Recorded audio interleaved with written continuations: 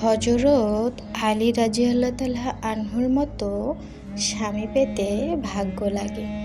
তিনি গরিব ছিলেন, তবে তিনি তার স্ত্রীকে খুবই ভালোবাসতেন।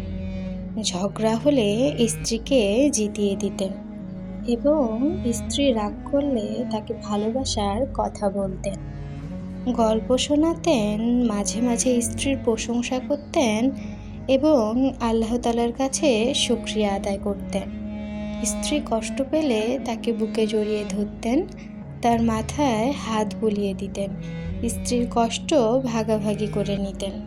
আমার প্রিয় ভাইয়া এবং আপুরা, অবশ্যই আমার চ্যানেলটি সাবস্ক্রাইব করে আমার পাশে থাকবেন। ইতিমধ্যে যারা আমার চ্যানেলটি সাবস্ক্রাইব করেছেন তাদের সকলকে অসংখ্য ধন্যবাদ। আপনারা কে কোথায় থেকে আমার ভিডিও দেখছেন অবশ্যই কমেন্ট করে জানাবেন। অবশ্যই আমার ভিডিওতে লাইক করতে ভুলবেন না কিন্তু।